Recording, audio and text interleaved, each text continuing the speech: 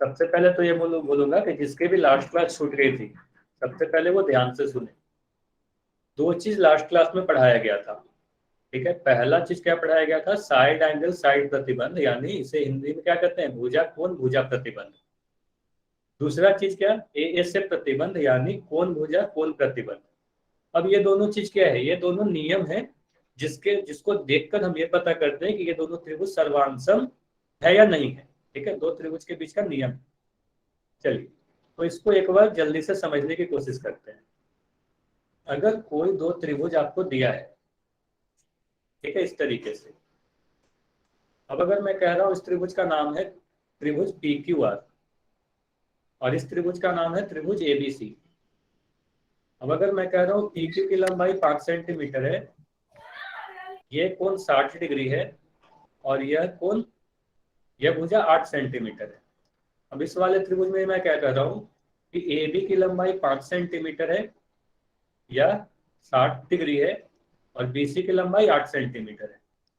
ठीक है, तो यहां से आपको क्या दिख रहा है? इन दोनों त्रिभुज में एक भुजा बराबर दिख रही है, पी क्यू ए बी के बराबर, क्यू आर बी सी के बराबर। और इसके बीच वाले कोण, ध्यान दीजिएगा, पिछले बार ही बताया था कि ये बीच वाला कोण अगर बराबर है ये दोनों त्रिभुज में, तब हम कहेंगे ये दोनों त्रिभुज सर्वांसम है। त्रिभुज एबीसी त्रिभुज पी क्यू आर के सर्वांसम। तो ये पहला चीज पढ़ाया गया था। ठीक है, इसके बाद क्या पढ़ाया गया था? एंगल साइड एंगल, यानी ए से प्रतिबंध। तो इस बस एक बार मैं रिवाइज करवा रहा हूँ जल्दी जल्दी, ठीक है, फिर इस पे एक क्वेश्चन करेंगे।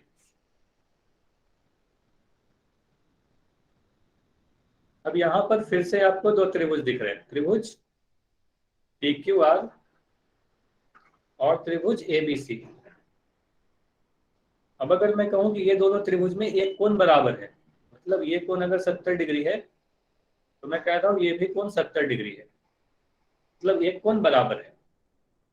अब दूसरा कोण भी मुझे दिख रहा है कि बराबर है, मैं इस तरीके से लिख दिया, दोनों ही कोण ये दोनों 60 डिग्री के बराबर। मैं क्या कहूंगा? इस दोनों त्रिभुज में दो कोण बराबर है, तो इसलिए दो ए लिख दिया। दो ए इसलिए लिखा क्योंकि दो कोण बराबर थे। अब अगर ऐसा दिया रहे कि पी क्यू और ए बी भी आपस में बराबर है, मतलब अगर मैं कह रहा हूँ पी क्यू की लंबाई 12 सेंटीमीटर है और ए बी की लंबाई भी 12 सेंटीमीटर है, तो मैं क्या कर सकता हूँ? जो भी दो कोण बराबर थे उसके बीच की भुजा भी बराबर है, तो बीच की भुजा भी अगर बराबर है तो बीच में मैंने एस लिख दिया। हम क्या कहेंगे? ए से प्रतिबंध से ये दोनों त्रिभुज सर्वांसम है। कहेंगे त्रिभुज A B P Q R सर्वांसम होगा त्रिभुज ए बी सी के। ठीक है, यही चीज लास्ट क्लास में पढ़ाया गया था। सभी लोग बताएंगे इतना चीज याद है या नहीं? वाई या एन, ये सारी चीज पढ़ाई गई थी या नहीं? वाई या एन लिखकर बताएं। नहीं, ए नहीं होता है। ठीक है, आज मैं वो भी बताऊंगा, समझिए। ये ध्यान दीजिएगा, ए कोई सर्वांग समता का नियम नहीं होता, और क्यों नहीं होता ये मैं अभी आपको बताऊंगा थोड़ी देर में। ठीक है, तो अभी आपके स्क्रीन पर एक क्वेश्चन दिख रहा है। ठीक है, आपको क्या करना है? पोल सेक्शन में जाना है, पोल सेक्शन में आंसर करना है। चैट में भी कोई कुछ नहीं लिख पाएगा, कमेंट को मैं बंद कर रहा हूँ।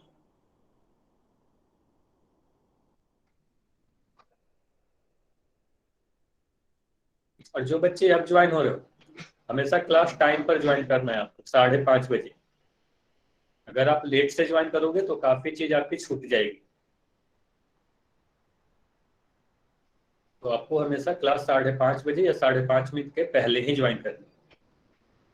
तो आप देखो, अगर त्रिभुज एबीसी पी आर क्यू के सर्वांग समय, तो बीसी की लंबाई बताए। और ये काफी आसान क्वेश्चन है, काफी बार मैं ऐसा क्वेश्चन पूछ चुका हूँ। तो आपके पास समय अब बस 10 सेकेंड और है। बस 10 सेकेंड में मैं पोल को एंड कर दूंगा।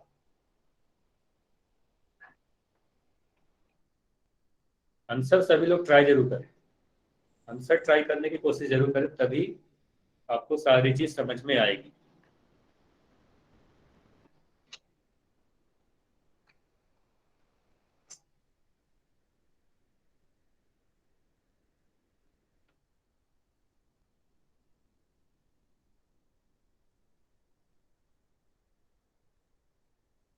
5 सेकेंड और है आपके पास, आखिरी 5 सेकेंड और है। 5 सेकेंड में मैं पोल को एंड करूंगा। 5, 4, 3 2 1। ठीक है, अब मैं पोल को एंड करके इस क्वेश्चन को डिस्कस करते हैं। देखो, ऐसा क्वेश्चन तो पहले भी आपसे पूछा गया था। ठीक है, कहा क्या गया है, त्रिभुज एबीसी किसके सर्वांग सम है, त्रिभुज पी आर क्यू के। तो जैसे ही मैं लिखूंगा इस चीज को, त्रिभुज एबीसी किसके सर्वांग सम है, त्रिभुज पी आर क्यू के। अच्छा, अब ये मुझे बताओ, अगर मैं बीसी भुजा ले रहा हूँ, मुझे बीसी की लंबाई ज्ञात करनी है, तो अगर मैं बीसी भुजा ले रहा हूँ तो बीसी के संगत भुजा कौन सी होगी, जल्दी से चैट में लिखकर बताओ। बीसी के संगत भुजा कौन सी होगी, चैट में लिखकर बताओ। तो बीसी के संगत भुजा आर की होगी, है ना। तो ये आपको पढ़ाया गया था, आर क्यू या क्यू आर। तो बीसी और आर क्यू क्या होगा, बराबर होगा। तो मैं कह सकता हूँ बीसी क्या होगा, बीसी और आर क्यू बराबर होंगे। अब आर क्यू की लंबाई कितनी दिख रही है, आर क्यू की लंबाई 5 सेंटीमीटर दिख रही है। तो आर क्यू अगर 5 सेंटीमीटर है तो ए बी सी भी 5 सेंटीमीटर होगा, है ना। तो हमारा आंसर क्या होगा, बीसी और आर क्यू दोनों ही 5 सेंटीमीटर बराबर होंगे। ये समझ में आया या नहीं आया, वाई या एन लिखकर बताएंगे। काफी आसान क्वेश्चन था, ऐसा काफी बार ऐसा क्वेश्चन पूछा जा चुका है। चलिए, अगर ये समझ में आ गया तो अब हम लोग आरएचएस प्रतिबंध पढ़ते हैं। आरएचएस क्राइटेरिया क्या होता है, थोड़ी सी इसके बारे में ध्यान से सुनिएगा।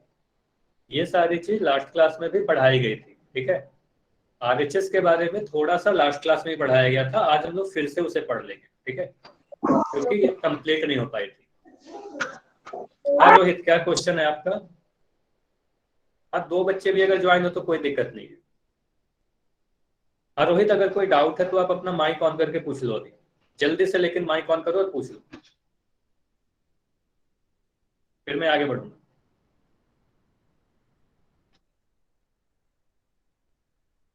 चलिए, तो देखते हैं आप आरएचएस प्रतिबंध क्या कहता है। तो किसी भी आरएचएस प्रतिबंध तभी लगेगा जब दी हुई त्रिभुज समकोण त्रिभुज हो, मतलब 2 त्रिभुज अगर समकोण त्रिभुज हो तभी आरएचएस प्रतिबंध लगेगा। आर का मतलब क्या होता है, राइट। एच का मतलब होता है हाइपोटेन्यूज और एस का मतलब होता है साइड, यानी समकोण। एच मतलब हाइपोटेन्यूज मतलब कर्ण, साइड मतलब भुजा। तो इसका पूरा नाम क्या है, समकोण कर्ण भुजा। तो देखो यहाँ क्या लिख रखा है, किसी भी समकोण त्रिभुज का कर्ण और एक भुजा किसी अन्य समकोण त्रिभुज के कर्ण और संगत भुजा के अगर बराबर है तो वो दोनों त्रिभुज क्या होंगे, सर्वांगसम होंगे। अब सर्वांगसम किस नियम से होंगे, तो आरएचएस प्रतिबंध से होंगे, राइट हाइपोटेन्यूज साइड वाले प्रतिबंध से सर्वांगसम होंगे। तो इसे उदाहरण से कैसे समझेंगे, उदाहरण से ही आपको समझ में आएगा। तो यहाँ पर आपको 2 त्रिभुज दिख रहा है, त्रिभुज एबीसी और त्रिभुज पीक्यूआर। तो सबसे पहले चैट में ये लिखकर बताओ कि ये दोनों त्रिभुज, पहला वाला और दूसरा वाला, ये दोनों समकोण त्रिभुज है या नहीं है, यस या नो।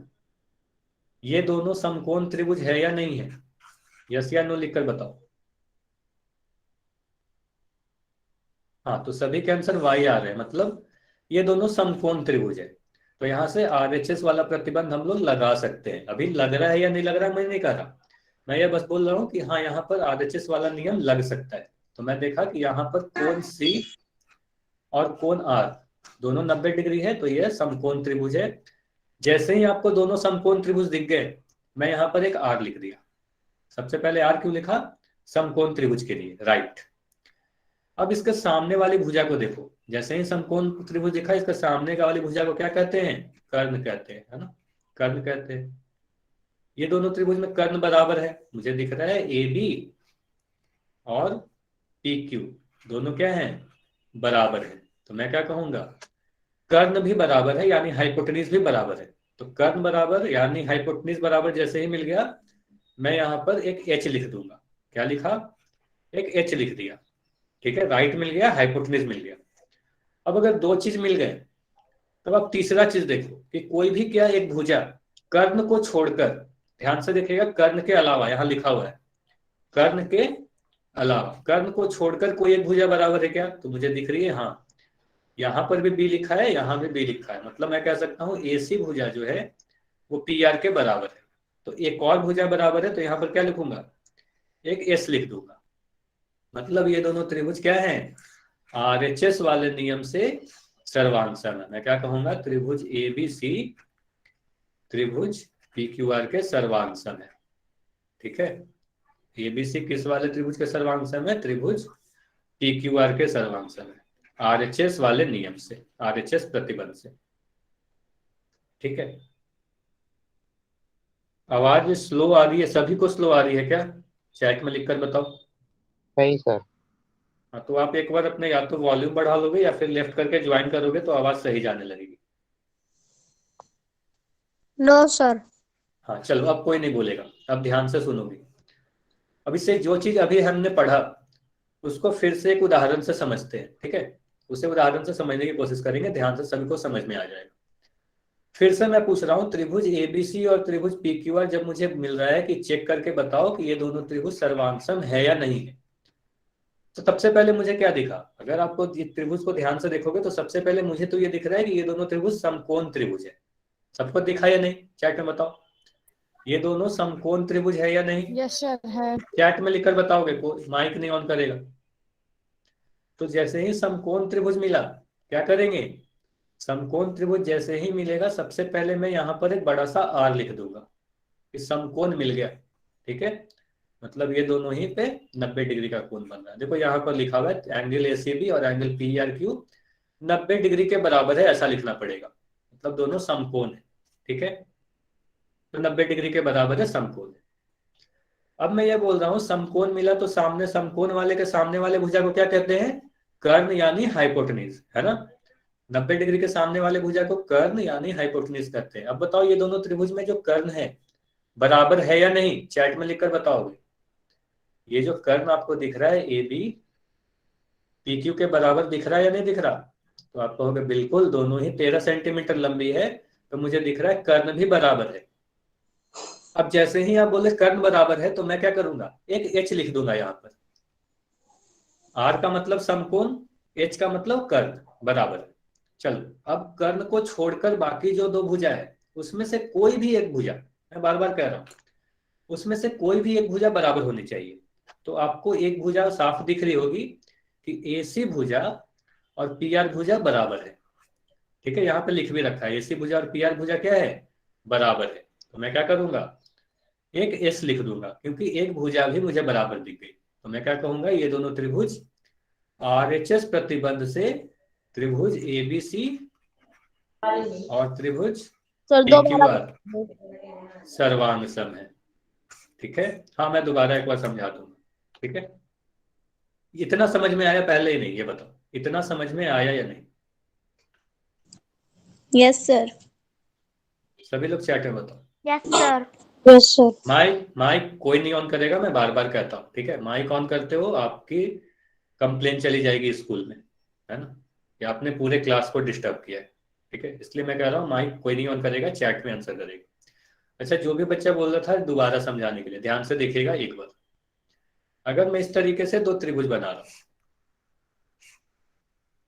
ध्यान से देखोगे तभी समझ में आएगा।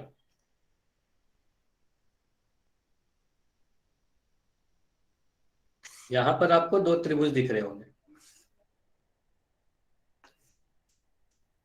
अब मैं क्या कर रहा हूं, कह रहा हूं यहां पर ये दोनों 90 डिग्री है, मतलब ये दोनों समकोण त्रिभुज है। अब मैं कह रहा हूं इसकी कर्ण कौन, 90 डिग्री के सामने वाली जो भुजा है वो 17 सेंटीमीटर, और यहां भी मैंने लिख दिया 17 सेंटीमीटर। अब ये लिख रहा हूं 8 सेंटीमीटर और ये 8 सेंटीमीटर। अब इसका नाम दे दे रहा हूं त्रिभुज ए बी सी। उसी तरीके से यहां पर मैंने नाम दे दिया पी क्यू आर। ठीक है, अब ये बताओ कि ये दोनों त्रिभुज सर्वांगसम है या नहीं है। ये बताओ मुझे, ये दोनों जो त्रिभुज है सर्वांगसम है या नहीं है, वाई या एल। हाँ, तो सभी के आंसर सही आ गए। अब जो बच्चा बोल रहा था रिपीट करने के लिए वो ध्यान से देखिएगा। सबसे पहले मुझे क्या दिखेगा, जैसे ही ये दो त्रिभुज देखूंगा सबसे पहले मुझे क्या दिखता है कि अरे ये दोनों तो समकोण त्रिभुज है। अच्छी बात है, ये दोनों क्या है, समकोण त्रिभुज है। कोण बी और कोण क्यू दोनों बराबर है 90 डिग्री के। तो इस समकोण मिल गया, और जैसे ही समकोण मिला मैं यहाँ पर एक आर लिख दूंगा। ठीक है, ये मैं हमेशा करूंगा, आर लिख दूंगा। अब समकोण मिला तो उसके बाद क्या करेंगे, सामने का भुजा देखेंगे, कर्ण को। 90 डिग्री के सामने वाले भुजा को कर्ण या हाइपोटेन्यूज कहते हैं। तो कर्ण की लंबाई 17 सेंटीमीटर है। इस वाले त्रिभुज को भी आप देखोगे तो कर्ण की लंबाई 17 सेंटीमीटर है। तो हम कहेंगे कर्ण भी बराबर है। जैसे ही कर्ण बराबर दिखा, मैं यहाँ पर एक एच लिख दूंगा। अच्छा, कर्ण को मैं एच क्यों लिख रहा हूँ? क्योंकि कर्ण को इंग्लिश में हाइपोटेन्यूज कहते हैं, तो इसलिए एच से रिप्रेजेंट करते हैं, ये बताया गया था। अब क्या करते हैं, तीसरी भुजा को देखते हैं। मतलब कर्ण के अलावा कोई भी एक भुजा। तो कर्ण के अलावा एक भुजा मुझे क्या दिख रहा है इस वाले त्रिभुज में, बीसी की लंबाई 8 सेंटीमीटर है ना। तो बीसी की लंबाई कितनी दिखी, 8 सेंटीमीटर। अब जब इस त्रिभुज को देखते हैं तो कर्ण के अलावा, ये तो कर्ण हुआ, इसको छोड़कर जो एक भुजा है 8 सेंटीमीटर की दिख रही है नहीं। तो मुझे दिख गया कि हाँ, ये जो बीसी है वो किसके बराबर है, वो आर क्यू के बराबर है। दिखा है नहीं सभी को? तो बीसी और आर क्यू बराबर है, तो क्या कहेंगे, कर्ण के अलावा एक और भुजा बराबर है, यानी एस। तो मैंने एस लिख दिया। तो इससे मुझे पता चल रहा है कि आरएचएस प्रतिबंध से ये दोनों त्रिभुज क्या है, सर्वांग सम है। मैं क्या लिख सकता हूँ, त्रिभुज एबीसी जो है वो त्रिभुज पी क्यू आर के सर्वांग सम। ठीक है, ये समझ में आया है नहीं? अब बताओ सभी लोग। काफी आसान था। ठीक है, अब सभी को समझ में आ गया होगा। ठीक है, अगर सभी को समझ में आ गया तो अभी आपके स्क्रीन पर एक क्वेश्चन है, और जिसके लिए समय आपको काफी कम मिलेगा। और समय कम इसलिए मिलेगा क्योंकि ये काफी आसान क्वेश्चन है, बस इसमें आपको यस या नो में आंसर करना है। इसके लिए आपको कॉपी और पेन की भी जरूरत नहीं है, बस आपको ध्यान से देखना है कि ये दोनों त्रिभुज सर्वांगसम है या नहीं है, बस हाँ या ना। ट्राई करना कि सभी के आंसर सही हो, और आंसर सभी लोग करेंगे, ट्राई जरूर करेंगे एक बार। ये दोनों जो त्रिभुज है, ये दोनों त्रिभुज सर्वांगसम है या नहीं।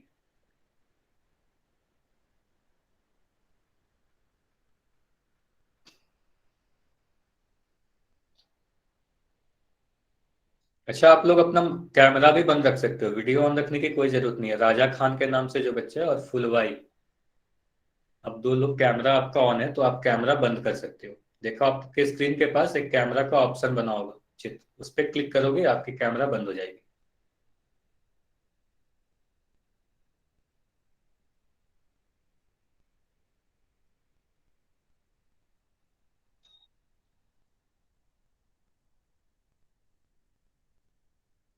चलो 5 सेकंड और है आपके पास, आखिरी 5 सेकंड।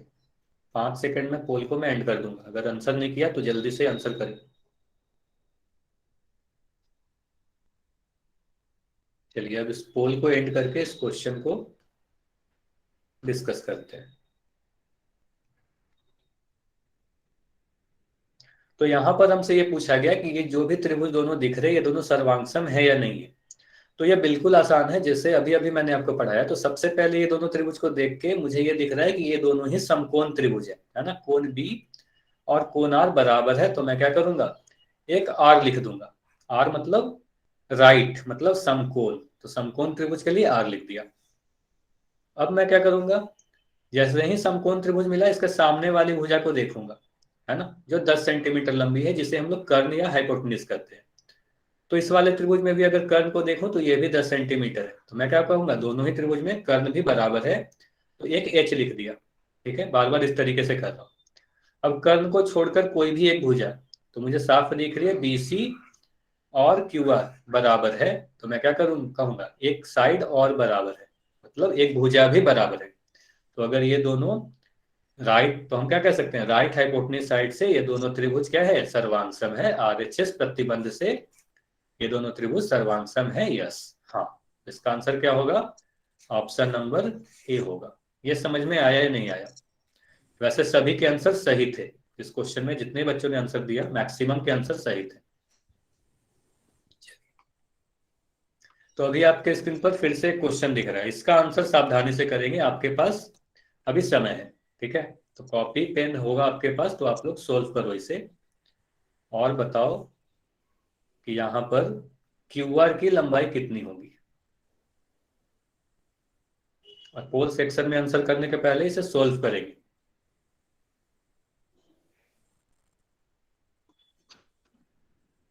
तो ये मुझे बताओ क्यू आर की लंबाई क्या होगी।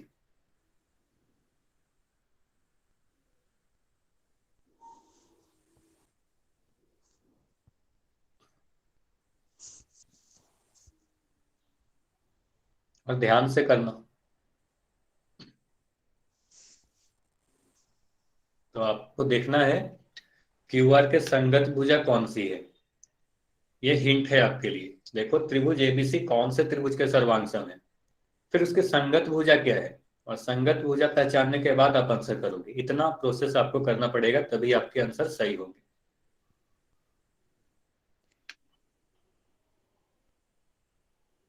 अच्छा 10 सेकेंड और रुकेंगे, 10 सेकेंड और है आपके पास। उसके बाद मैं पोल को एड करके इस क्वेश्चन को डिस्कस करूंगा।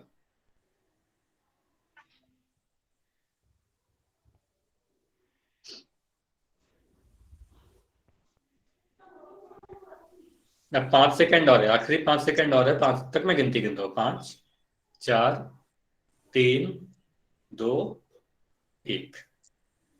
चलिए अब आप लोग अगर किसी ने पोल में आंसर नहीं किया तो अब चैट में आंसर कर सकते हो।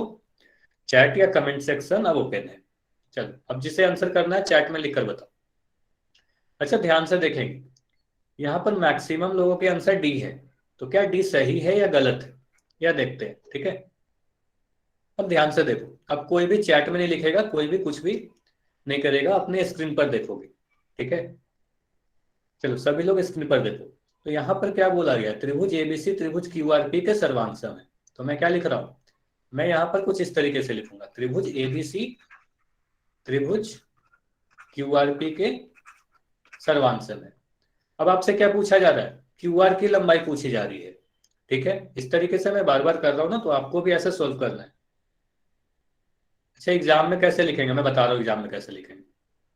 तो अगर ये क्वेश्चन आपके एग्जाम में आया तो आप लिखोगे दिया गया है त्रिभुज एबीसी, ध्यान से सुनिएगा, आप इस तरीके से लिखोगे, त्रिभुज दिया गया है त्रिभुज एबीसी त्रिभुज क्यूआरपी के सर्वांग सम है। उसके बाद क्या लिखोगे, यहां से आपको दिख रहा है ए बी जो है, पूछा क्या जा रहा है आपसे, क्यूआर की भुजा, क्यूआर की लंबाई। तो क्यूआर के संगत भुजा कौन सी है, ए बी है, आपको दिख गया। तो आप कहोगे क्यूआर की जो भुजा लंबाई होगी वह ए बी के बराबर होगा। ये समझ में आया कि नहीं आया, क्यूआर ए बी के बराबर क्यों होगा, क्योंकि ये दोनों संगत भुजाएं हैं। Yes sir. QR A B बराबर होगा, है ना। तो क्यूआर और ए बी बराबर होंगे। Yes sir. अब हम क्या करेंगे, त्रिभुज एबीसी में, अब एग्जाम में मैं लिखूंगा त्रिभुज एबीसी में क्या करूंगा, आपको ए बी की लंबाई देखनी है। तो ए बी की लंबाई दी गई है क्या, तो ए बी की लंबाई तो हमें नहीं पता। तो ए बी की लंबाई आप ज्ञात कर सकते हो या नहीं, चैट में लिखकर बताओगे।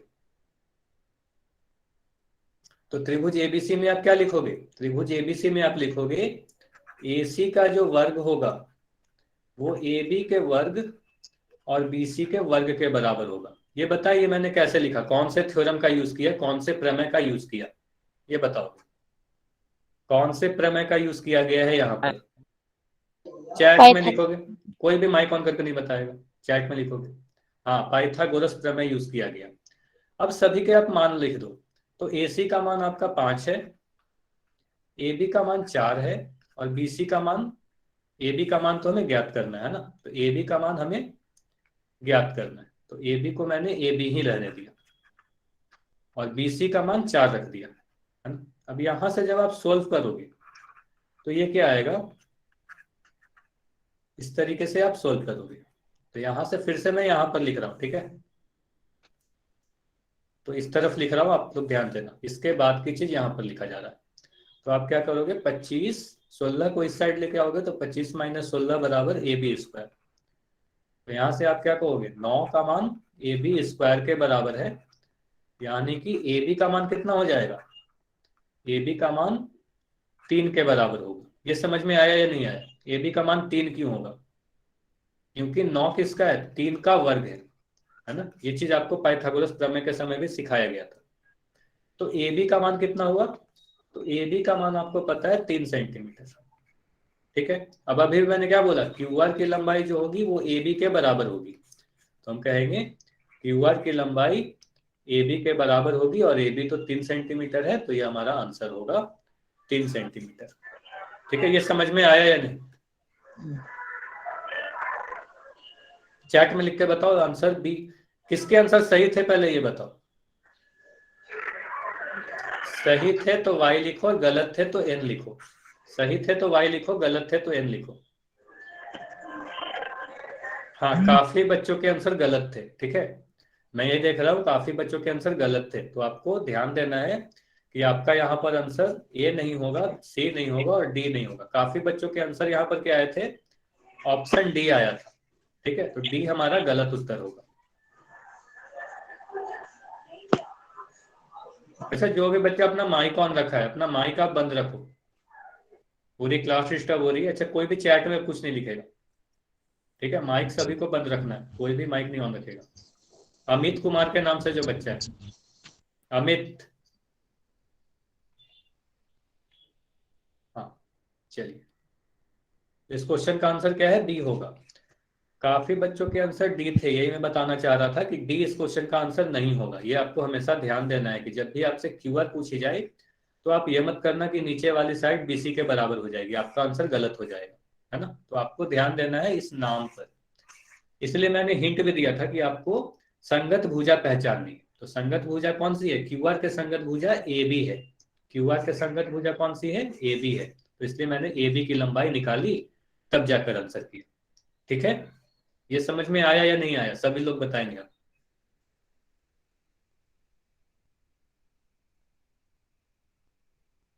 चलिए, अगर समझ में आ गया तो अब हम लोग अगली टॉपिक पढ़ते हैं जो काफी इंपॉर्टेंट है, ठीक है। ठीक है, तो हमारा अगला टॉपिक क्या है, पॉलीगन यानी बहुभुज, ठीक है। बहुभुज, बहुभुज क्या होता है, फिर से मैं हर बार की तरह क्या कर रहा हूं, इसके नाम से समझो। भुज का मतलब क्या होता है आप बताओ। भुज का मतलब क्या होता है, सर भुजा। भुजा।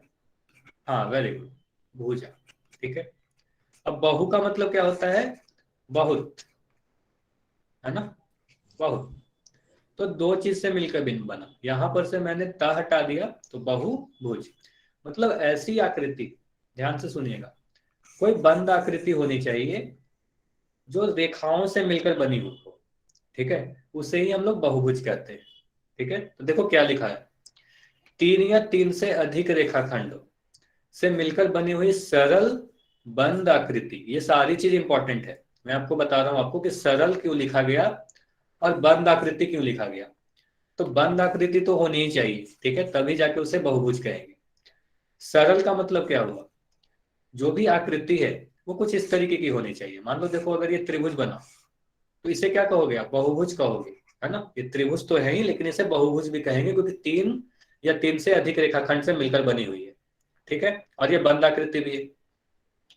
अगर मैं इस तरीके से कोई आकृति बना दूं तो इसे भी हम क्या कहेंगे, बहुभुज कहेंगे। ये सीधी अगर रेखा है ना, तो इसे क्या कहेंगे, बहुभुज कहेंगे, ठीक है। अब सरल का क्या मतलब हुआ, अगर मैं इस तरीके से कोई आकृति बनाऊं तो इसे बहुभुज कहेंगे या नहीं कहेंगे, ये बताओ, इसे बहुभुज कहेंगे या नहीं, यस या नो। सर बोले क्यों? नहीं, इसे बहुभुज नहीं बोले, ठीक है, यही आपको ध्यान रखना है। यहाँ बहुभुज इसे नहीं कहेंगे, क्यों नहीं कहेंगे, क्योंकि यहाँ देखो ये जो भी आकृति जिस भी दो रेखा से मिलकर बनी है, ध्यान से देखिएगा, ये वाली और ये वाली एक दूसरे को प्रतिच्छेद कर रही है। तो ध्यान दीजिएगा कि जो भी रेखाखंड से मिलकर वो बनी है वो एक दूसरे को प्रतिच्छेद नहीं करना चाहिए, ठीक है। प्रतिच्छेद अगर करेगी तो उसे बहुभुज नहीं कहेंगे, ठीक है। चलिए, तो यहाँ पर देखो कुछ उदाहरण, त्रिभुज है, ये क्या है, आप इसे क्या कर सकते हो, ये त्रिभुज है, और इसे बहुभुज भी कर सकते हैं। तीन या तीन से अधिक रेखाखंडों से मिलकर बनी हुई है, रेखाखंडों से ही मिलकर बनी होनी चाहिए, ये भी ध्यान। तो क्या क्या इंपॉर्टेंट है, रेखाखंड, बंद आकृति और सरल। सरल मतलब एक दूसरे को प्रतिच्छेद नहीं करना चाहिए, जो भी रेखाखंड से वो आकृति बनी हुई है वो एक दूसरे को प्रतिच्छेद नहीं करना चाहिए। तो इस आकृति को आप देखो, यहाँ पर भी क्या दिख रहा है, ये जो भी आकृति है कुछ रेखाखंडों से मिलकर बनी हुई है, बंद है, और कहीं पर भी ये एक दूसरे को प्रतिच्छेद नहीं कर रही है, इसकी जो भी रेखाखंड है। तो ये तीनों के तीनों क्या है, बहुभुज है ना। चलो, तो यहाँ पर कुछ उदाहरण आपको दिख रहे हैं, त्रिभुज, चतुर्भुज, पंचभुज, षटभुज। इसका क्या मतलब हुआ? त्रिभुज मतलब तीन, तो ऐसा बहुभुज, ध्यान से सुनिएगा, ऐसा बहुभुज जिसमें तीन भुजा हो तो उसे त्रिभुज कहेंगे। ऐसा बहुभुज जिसमें चार भुजा हो उसे चतुर्भुज कहेंगे, यानी क्वाड्रिलेटरल कहेंगे। ऐसा बहुभुज जिसमें पांच भुजा हो उसे क्या कहेंगे? पंचभुज या पेंटागन। ठीक, अब बताओ षटभुज किसे कहेंगे? षटभुज में कितने भुजा होंगे? चैट में लिख के बताओ। अच्छा, आप कोई एक बच्चा है जो बार बार अपना माइक ऑन कर रहा है, और मैं बार बार कह रहा हूं कि आपको माइक नहीं ऑन करना है। अगर आप ऐसा करोगे तो आपके स्कूल में कंप्लेन चली जाएगी। ठीक है, तो षटभुज में कितने भुजा होंगी? 6 भुजा होंगी। ठीक है, अच्छा एक क्वेश्चन मैं आपसे पूछ रहा हूं, ये बताओगे कि इस वाले आकृति को मैं बहुभुज कहूंगी, कहूंगा या नहीं कहूंगा? अगर मैं इस तरीके से कोई आकृति बना रहा हूं, चैट में लिखकर बताओगे ये बहुभुज है या नहीं है, वाई या एन? ये बहुभुज है या नहीं, ये जो भी आकृति आपको दिख रही है, तो इसे हम बहुभुज नहीं कहेंगे। ठीक है, क्योंकि यह सरल आकृति नहीं है। इसकी जो भी दो रेखाखंड आप अगर ध्यान से देख रहे हो तो आप क्या कहोगे? ये दोनों रेखाखंड क्या है? एक दूसरे को प्रतिच्छेद कर रही है ना। चलिए, ये तो आपको समझ में आ गया। तो बहुभुज में आपको ये पता है शीर्ष क्या होता है? जब मैं त्रिभुज पढ़ा रहा था, आपने अगर क्लास किया है तो त्रिभुज पढ़ाते समय मैंने शीर्ष भी पढ़ाया, कोण भी पढ़ाया और भुजा भी पढ़ाया। तो जिस तरीके से त्रिभुज में आपने शीर्ष को पहचाना, कोण को पहचाना और भुजा को पहचाना, यानी वर्टेक्स, एंगल और साइड, तो उसी तरीके से किसी भी बहुभुज में शीर्ष भी होती है, कोण भी होते हैं और भुजा भी होंगे। ठीक है, तो आपको पता है शीर्ष किसे कहते हैं? जहां पर भी दो भुजा एक दूसरे को मिलेगी उस बिंदु को शीर्ष कहेगी। ठीक है, तो यहाँ पर आपको ये सारी बिंदु क्या दिखेंगी? ये सारी के सारी बिंदु क्या है? शीर्ष है। कोण कौन सा होगा? हर एक शीर्ष पर एक कोण बनेगा, है ना। हर एक शीर्ष पर क्या बनेगा? एक कोण बनेगा।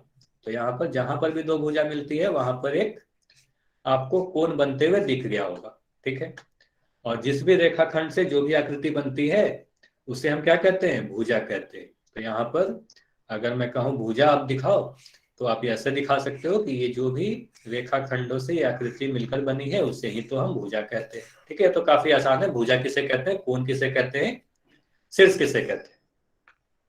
आपको याद क्या रखना है, ये वाला चीज आप नोट रखोगे या स्क्रीनशॉट ले लोगे। तो किसी भी बहुभुज में अगर वो बंद आकृति है तो शीर्षों की संख्या, ध्यान दीजिएगा, शीर्षों की संख्या, कोण की संख्या और भुजा की संख्या हमेशा बराबर होते हैं। ठीक है, क्या होते हैं? बराबर होते हैं।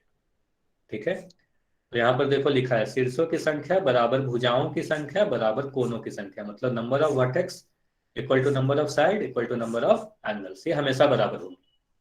इतना समझ में आया या नहीं आया? काफी आसान था। इतना समझ में आया या नहीं? वही आए, चैट में जल्दी से बताओ, फिर इसके आगे की चीज पढ़ेंगे।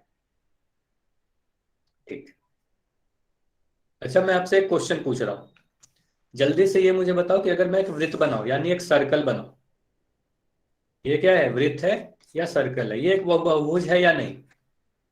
यह एक बहुभुज है या नहीं? हाँ या ना? चैट में लिखकर बताओगे सभी लोग। अच्छा, काफी लोगों के आंसर वाई भी है, काफी के आंसर नो भी है। तो इसका मैं सही आंसर बता रहा हूं, इसका आंसर एन होगा। यह बहुभुज नहीं है। ठीक है, तो वृत्त एक बहुभुज नहीं है, आपको यहां दिख रहा है, यह बहुभुज नहीं है। चलो, तो इसे आप नोट कर लो कि वृत्त एक बहुभुज नहीं है। अब क्वेश्चन उठता है कि यह बहुभुज क्यों नहीं है ना। आपके दिमाग में आ रहा होगा यह बहुभुज क्यों नहीं है। तो बहुभुज का अगर डेफिनेशन आपको याद हो, तो बहुभुज को, माइक ऑफ रखो सभी लोग, अदरवाइज मैं फिर आपको क्लास से रिमूव कर दूंगा। अब मैं किसी को बोलूंगा नहीं कि आप म्यूट करो, आपको क्लास से रिमूव कर दूंगा सीधे। ठीक है, तो जो भी बच्चा माइक ऑन करेगा उसको क्लास से रिमूव कर दिया जाए। ठीक है, अब ध्यान से सुने, बहुभुज के बारे में क्या बता रहा हूं। बहुभुज के बारे में अभी मैंने आपको बोला कि सरल होनी चाहिए, बंद होनी चाहिए, और हाँ ध्यान से सुनिएगा, कुछ रेखाखंडों से मिलकर बनी हुई होनी चाहिए। तो यह त्रिभुज, ये जो वृत्त है, ये कोई रेखाखंड से मिलकर नहीं बनी हुई है। यहाँ पर देखो हर जगह पर क्या है? एक वक्र आपको दिख रहा होगा, कर्व दिख रहा होगा, है ना। तो ये कोई रेखाखंड से मिलकर बनी हुई है क्या? तो अगर मैं आपसे ये पूछूंगा कि क्या वृत्त रेखाखंड से मिलकर बनी हुई होती है, तो आप बोलोगे नहीं, वृत्त रेखाखंड से मिलकर नहीं बनी हुई होती है। तो रेखाखंड से मिलकर नहीं बनी हुई होती है तो यह बहुभुज नहीं है। ठीक है, इतना समझ में आ गया होगा सभी को। ठीक, अब हमारा जो अगला टॉपिक है यह आपके लिए सबसे इंपॉर्टेंट है, आपके क्लास 9th और 10th के लिए। तो यहां से आप लोग, स्क्रीन क्यों नहीं दिख रही है, जल्दी से आप लेफ्ट करो और ज्वाइन हो जाओ मेरे से। सभी को स्क्रीन दिख रही है ना, चैट में जल्दी से लिखकर बताओगे सभी को स्क्रीन दिख रही है या नहीं, सभी को स्क्रीन दिख रही है या नहीं।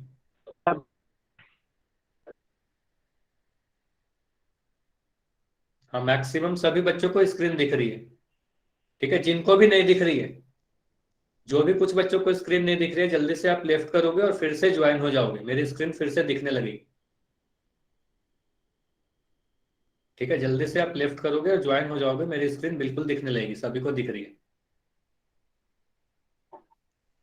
चलिए, तो आपको क्या पढ़ाया जा रहा है, sum of measures of exterior and interior angles of polygon, मतलब बहुभुज के बाह्य और अंतः कोणों के मापों के योग। मतलब अगर उनके योग के बारे में पढ़ने वाले हैं तो चलिए एक एक करके समझते हैं, ऐसे आपको समझ में नहीं आएगा। चलिए, यहां पर आपको क्या दिख रहा है, एक बहुभुज बना हुआ दिख रहा है ये वाला। ठीक है, अब यहां पर क्या लिखा है, किसी भी बहुभुज में सभी बाह्य कोण के मापों का योग 360 डिग्री होता है। ठीक है, तो सभी, कोई भी बहुभुज हो चाहे वो कैसा भी हो, तो उसके सभी बाह्य कोण को अगर आप जोड़ दो तो उसका योग हमेशा 360 डिग्री होगा, चाहे आप कैसा भी बहुभुज बनाओ। तो बाह्य कोण कौन सा होता है, त्रिभुज में अभी आपको क्या पढ़ाया गया था, कि अगर मैं आपको त्रिभुज बोलूं तो जल्दी से ये बताओ कि ये वाले कोण को बाह्य कोण कहते हैं क्या, यस या नो, आपको याद है या नहीं, इस वाले कोण को बाह्य कोण कहेंगे या नहीं। नहीं, इस वाले कोण को बाह्य कोण नहीं कहेंगे, आपको अभी अभी पढ़ाया गया था। ठीक है, तो बाह्य कोण किसे कहते हैं, किसी भी भुजा को आगे की तरफ बढ़ा देते हैं, है ना। अब जो नया वाला कोण बनता है, अभी अभी कुछ दिन पहले आपको ये पढ़ाया गया था, है ना, बाह्य कोण वाला गुण पढ़ाते समय, तो इस वाले कोण को बाह्य कोण कहते हैं। ठीक है, उसी तरीके से कोई भी बहुभुज में अगर मैं इसकी बाह्य कोण की बात करूं तो बाह्य कोण कौन सा होगा, ये, फिर अगर मैं ये बोलूं यहां पर, फिर इसे बढ़ा दूं तो ये वाला, फिर इसे बढ़ा दूं तो ये वाला, और इसे बढ़ा दूं तो ये वाला। तो टोटल कितने बाह्य कोण दिख रहे हैं, 1 2 3 4 5, है ना। तो अगर ये सभी कोणों को आप जोड़ दो तो सभी कोणों का योग कितना होगा, तो इन सभी कोणों का योग 360 डिग्री होगा, यहाँ पर आपको दिख रहा होगा लिखा हुआ। तो सभी कोणों का योग कितना होगा, 360 डिग्री होगा। ये समझ में आया या नहीं, काफी आसान है, ये हमेशा आपको याद रखना है कि किसी भी बहुभुज में उसके सभी बाह्य कोण का योग 360 डिग्री होता है। ठीक है, अगर मैं त्रिभुज की भी बात करूं तो अंतः कोणों का योग तो 180 होता है, आपको पता है। लेकिन अगर बाह्य कोण की बात करूं, ये वाला प्लस ये वाला प्लस ये वाला, अगर मैं 1 2 3 की जोड़ूं तो आप कहोगे कोण 1 प्लस कोण 2 प्लस कोण 3 का जो मान होगा वो 360 डिग्री होगा हमेशा। तो वो कैसा भी बहुभुज हो, उसके सभी बाह्य कोण को आप जोड़ोगे तो 360 डिग्री ही मिलेगा। ये आपको याद हो गया या नहीं, ये हमेशा याद कर लेना है आप, किसी बहुभुज में उसके सभी बाह्य कोण के योग 360 डिग्री के बराबर होते हैं। ठीक है, अब अगर ये बताओ, अगर मैं इस तरीके से चतुर्भुज बनाऊं, मैं इस तरीके से कोई और एक चित्र बना रहा हूं,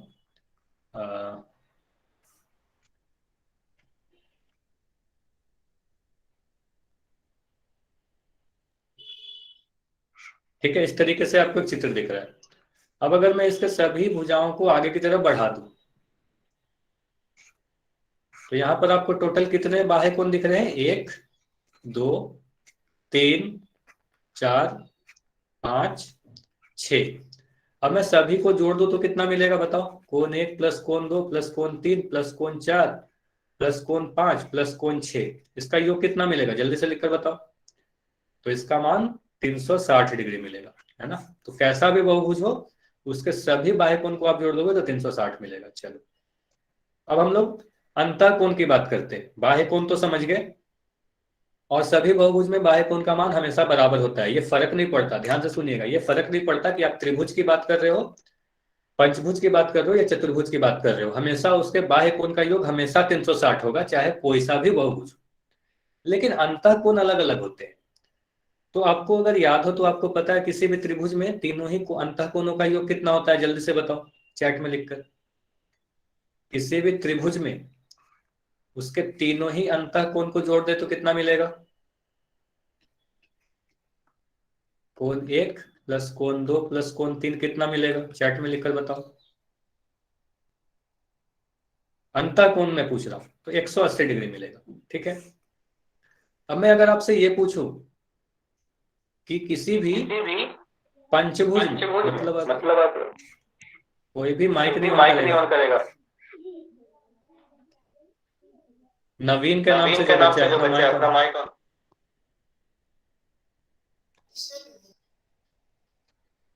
हाँ, तो यहाँ पर अगर मैं बनाऊं एक पंचभुज और आपसे बोलूं कि ये सभी कोण का मान कितना होगा, 1 2 3 4 5, अगर मैं सभी को नंबर कर दूं तो सभी कोण का योग कितना होगा बताओ?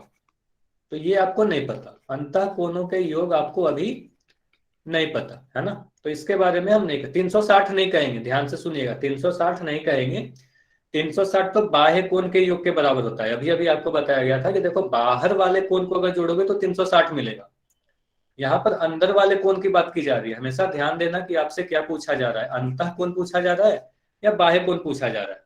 तो अगर बाहर वाले कोण का मान पूछा जा रहा है तब तो आप 360 बोलोगे, लेकिन अंदर वाले कोण का मान अगर आपसे पूछा जा रहा है योग, तब आप क्या करोगे? उसके लिए एक फॉर्मूला है, तो ध्यान से लिखिएगा फॉर्मूला। किसी भी बहुभुज में अपना कॉपी पेन पे नोट करो, ये वेरी इंपॉर्टेंट है। ठीक है, अपने कॉपी पेन पे नोट करो, किसी भी बहुभुज में उसके सभी अंतः कोण यानी अंदर वाले कोणों के योग कितना होगा? कोणों के योग तो ये होता है n-2 इंटू 180 डिग्री। n क्या है? यहां पर नंबर ऑफ साइड्स है, यानी भुजाओं की संख्या है, मतलब कितना भुजा है। ठीक है, भुजाओं की संख्या। ठीक है, ये फॉर्मूला को नोट करो पहले, भुजाओं की संख्या। ठीक है, यहां पर आपको दिख रहा होगा। ठीक है, तो कौन सा फॉर्मूला है? n-2 into 180 degree. ठीक है, डेफिनेशन आपको इंग्लिश में नहीं आएगी, बस आपको ध्यान से समझना है। सम ऑफ, ये लिख सकते हो, सम ऑफ ऑल इंटीरियर एंगल्स, ये लिख लो आप, सम ऑफ ऑल इंटीरियर एंगल। ठीक है, अब ध्यान से देखो इसे कैसे निकालेंगे। अगर यहाँ पर आपसे पूछा जा सर रहा कितना है ये होता जो है? भी, इसे आप क्या बोलोगे? क्या फिर से बोलो आप, सर सम कितना होता यह क्या है? है? हाँ मैं बता रहा हूँ, सभी चीज मैं बता रहा हूँ, ध्यान से देखो। इसे आप क्या कहोगे? षटभुज कहोगे, है ना, षटभुज कहोगे। मतलब इसमें भुजा की संख्या कितनी है? भुजा की संख्या 6 है। तो अगर मैं पूछ रहा हूँ कोण 1 कोण 2 कोण 3 कोण 4 कोण 5 कोण 6, मतलब अंदर वाले सभी कोणों के योग पूछ रहा हूँ, तो आप क्या करोगे? फॉर्मूला है n-2 इंटू 180 डिग्री। अब n के जगह पर आप 6 लिख दो, 6-2 इंटू 180 डिग्री। अब 6-2 कितना होगा? 4 इंटू 180। अब 4 इंटू 180 कितना होगा? सभी लोग चैट में लिखकर बताओगे। 72 है ना, 720 डिग्री। तो आप क्या कहोगे? किसी भी षटभुज में उसके सभी 6 कोण को आप जोड़ दोगे तो 720 डिग्री मिलेगा। ये समझ में आया या नहीं आया? चलिए उसी तरीके से हम लोग क्या करते हैं, त्रिभुज के लिए देखते हैं। तो अगर मैं एक त्रिभुज बनाऊं तो यहाँ तो हमें पता है कि इसके तीनों कोणों का योग 180 डिग्री होता है। अच्छा, जिन्हें नहीं भी समझ में आया एक बार जल्दी से आप लोग देखो। तो यहाँ पर मैं क्या करूंगा, कोण 1 कोण 2 और कोण 3, ध्यान से देखिए, ये कोण 1 कोण 2 और कोण 3 तो कैसे निकालेंगे? n-2 into 180 degree. अब n का मान क्या होगा? भुजा की संख्या। तो भुजा की संख्या कितनी है? 3 है। इस त्रिभुज में कितनी भुजा है? 3 भुजा है। तो हम क्या कहेंगे? 3-2 इंटू 180 यानी 1 इंटू 180 यानी 180 डिग्री। तो इसलिए हम कहते हैं कि इस त्रिभुज के सभी कोणों का योग 180 डिग्री होता है। ठीक है, या तो आपको बस n का मान रख देना है। तो ये जो फॉर्मूला आपको दिख रहा है n-2 इंटू 180 डिग्री, इसमें आपको n का मान रख देना है बस। तो n का मान रख दो, और n का मान क्या है, जो भी आपसे पूछा जा रहा है उस बहुभुज के भुजा की संख्या, उस बहुभुज में कितनी भुजा है। ठीक है, ये समझ में आया या नहीं आया, ये फॉर्मूला बस आपको यूज करना है। ठीक है, इतना समझ में आया या नहीं आया, ये बताओ। तो फॉर्मूला है, बस फॉर्मूला को यूज करना है, और अंतः कोण के लिए ये यूज करना है।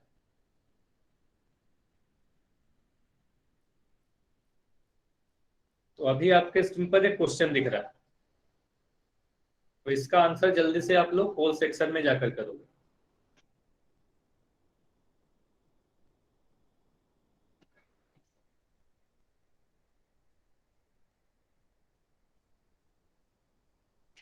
फिर से फॉर्मूला बस यूज करना है आपको।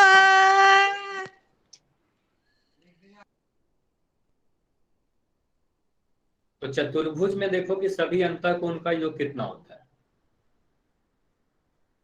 चतुर्भुज में कितने भुजा होते हैं ये सोचो, और अंतःकोण वाला भी फॉर्मूला पढ़ाया था, उस फॉर्मूला अगर आपने नोट किया है तो उस फॉर्मूला में पुट कर दो, n का मान 4 पुट कर दो, आपका आंसर आ जाएगा। ये हिंट था आपके लिए।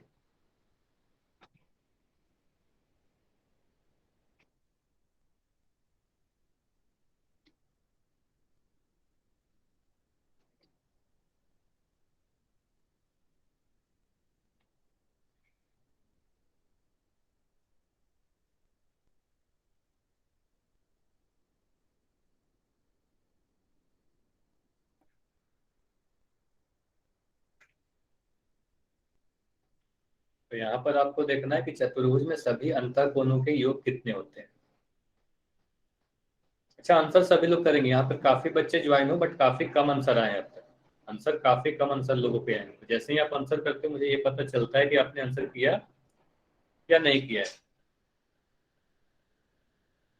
5 सेकंड और है आपके पास, आखिरी 5 सेकंड और है।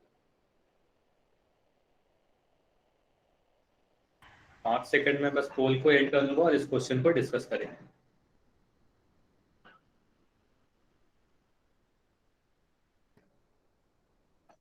चलिए, अब अगर आपने आंसर नहीं दिया है अब तक, तो अब आप पोल में, चैट में आंसर लिख सकते हो।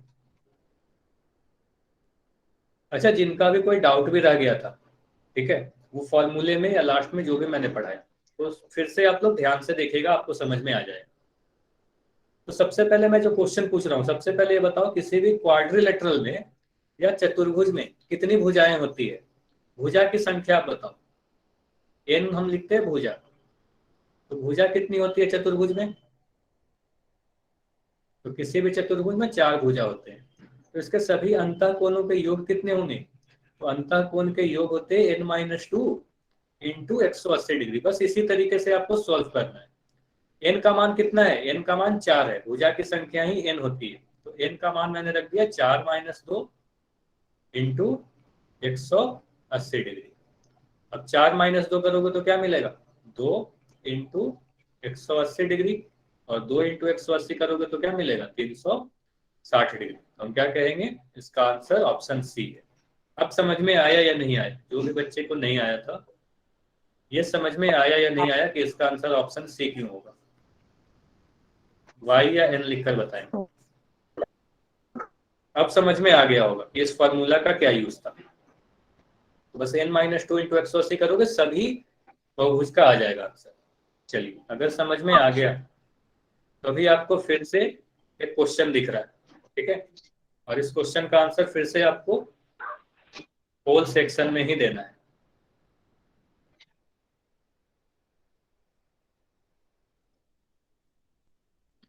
तो इस क्वेश्चन का आंसर पोल सेक्शन में देना है, इसमें बी का मान बताना है आपको।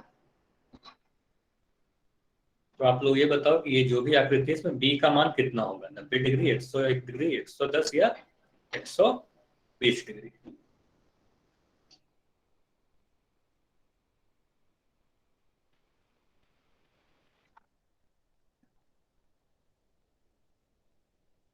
और जिनका भी कोई होमवर्क में डाउट है, क्लास के एंड में रुक जाएंगे और होमवर्क में डाउट पूछकर ही क्लास छोड़ते हैं।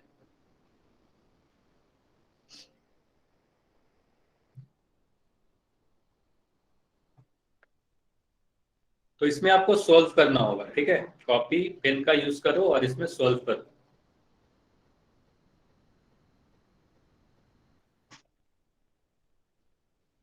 तो आप ये देखो कि बी का मान कितना होगा। काफी कम आंसर आए हैं अब तक।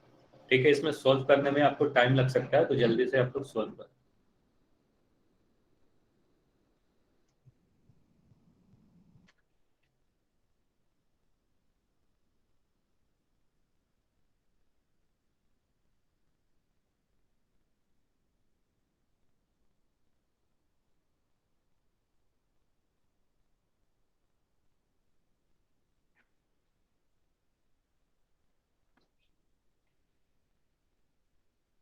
देखो, इस क्वेश्चन में समय इसलिए दे रहा हूँ क्योंकि इसमें सोल्व करने में आपको टाइम लग सकता है, तो जल्दी जल्दी आप कैलकुलेट करो और बताओ कि बी का मान कितना होगा।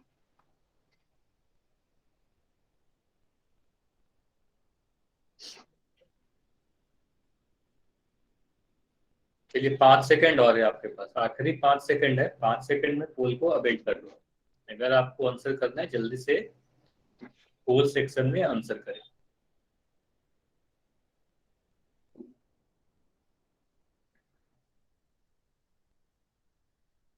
चलिए अब मैं पोल को एंड कर रहा हूं और इस क्वेश्चन को डिस्कस करेंगे। और अब आप चैट में भी आंसर लिख सकते हो। अब आप चैट में कमेंट में आंसर लिख सकते हो। जिनको कमेंट में आंसर लिखना है जल्दी से आंसर लिखेंगे। मैं देख रहा हूं कमेंट अभी। ठीक है, तो मैक्सिमम बच्चों के आंसर क्या है? पी। अच्छा, n-2 एक फॉर्मूला है अमरजीत, n-2 फॉर्मूला है। ठीक है, वो फॉर्मूला है, आपको उसी तरीके से याद रखनी है। ठीक है, वो डिराइव्ड फॉर्मूला है जो आपको याद रखना है। जिस तरीके से आपने याद रखा है ना ए प्लस बी का होल स्क्वायर, ठीक है, A square plus B square plus 2ab, उसी तरीके से ये फॉर्मूला है, आपको याद रखना है। चलिए, तो यहाँ पर जो चित्र आपको दिख रहा है इसमें सभी कोण कैसे दिख रहे हैं? बाहर वाले कोण दिख रहे हैं, यानी बाह्य कोण, है ना। तो ये सभी को आप क्या बोलोगे? सबसे पहले तो मैं कहूंगा ये सभी के सभी बाह्य कोण है।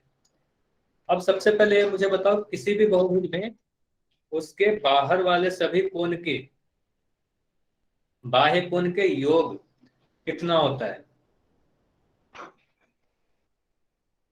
हाँ, एन का मतलब साइड है। एन का मतलब नंबर ऑफ साइड, मतलब भुजाओं की संख्या। फॉर्मूला में अभी तो बताया तो गया था आपको, एन का मतलब भुजाओं की संख्या। ठीक। तो सभी कोणों के योग 360 होंगे, तो यहां पर मैं क्या लिख सकता हूं? 31 degree plus 98 degree plus 78 degree plus 52 degree plus B, इन सभी को जोड़ दे तो 360 डिग्री के बराबर आ जाएगा। अब अगर आप इन सभी को जोड़ोगे तो आप अगर जोड़ोगे तो इसका मान आ जाएगा 259 डिग्री, है ना। ये आपका आया होगा 259 डिग्री प्लस बी बराबर 360 डिग्री।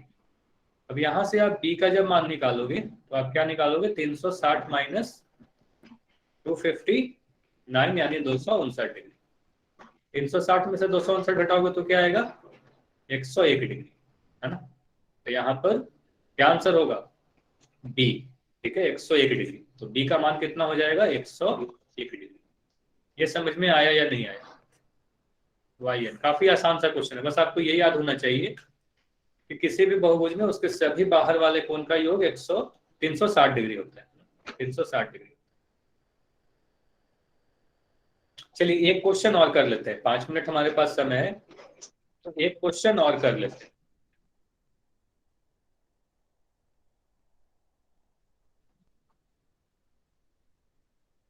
तो अभी आपके पास एक क्वेश्चन दिख रहा है, तो आपको आंसर कहाँ करना है? आपको पता है, पोल सेक्शन में ही आंसर करना है।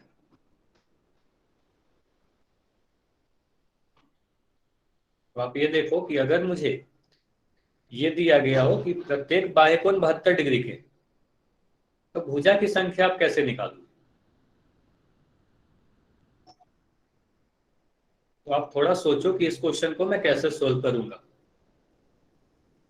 कि अगर किसी भी बहुभुज के प्रत्येक बाह्य कोण की माप 72 डिग्री, देखो यहाँ पर ये चीज इंपॉर्टेंट है कि जितने भी बाह्य कोण है सभी बराबर है, सभी के मान 72 डिग्री के बराबर है। ठीक है ना, दिया गया है कि प्रत्येक 72 डिग्री। तो इसमें बहुभुज में कितनी संख्या होगी, भुजाओं की संख्या कितनी होगी? तो इस बहुभुज में कितनी भुजाएं हैं?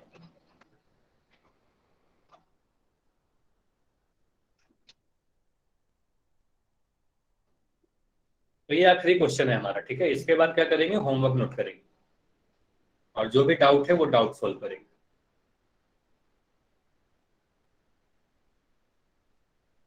तो इस क्वेश्चन के लिए 30 सेकंड दे रहा हूं मैं, ठीक है। इसको सोल्व करने के लिए, सोचने के लिए 30 सेकंड का समय है अभी आपके पास।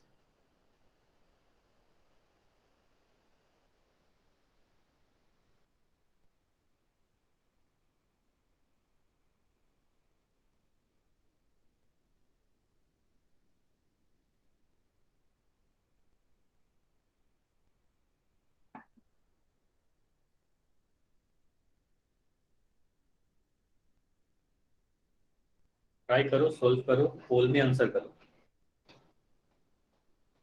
अब 10 सेकंड और है आपके पास।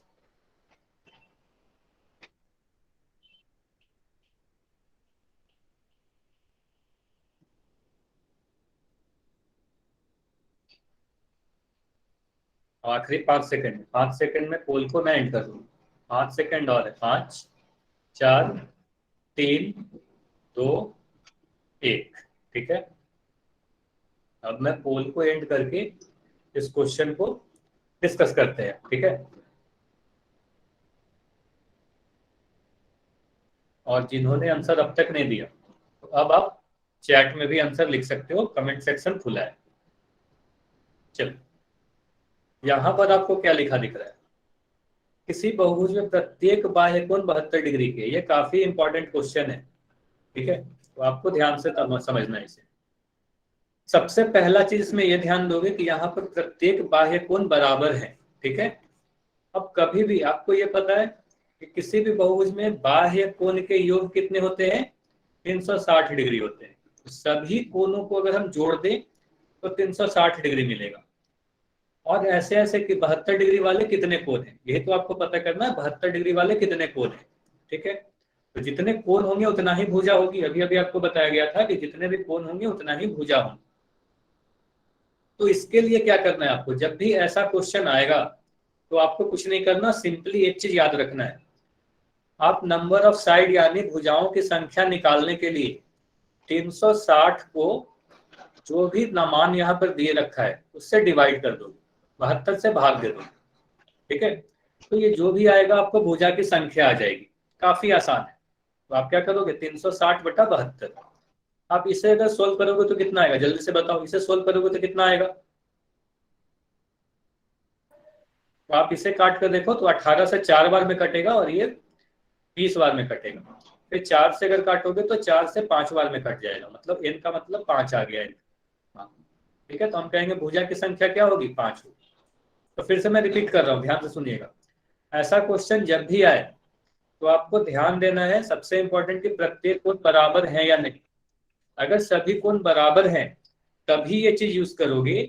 360 को ये जो भी मान आपको दे रखा है उससे डिवाइड कर दोगे 72 से। तो यहां से आपको क्या मिल जाएगा, 5। तो भुजा की संख्या क्या हो जाएगी, 360/72, 5। हाँ, अब बताएंगे अगर किसी का डाउट है तो। सभी को ये समझ में आया या नहीं आया?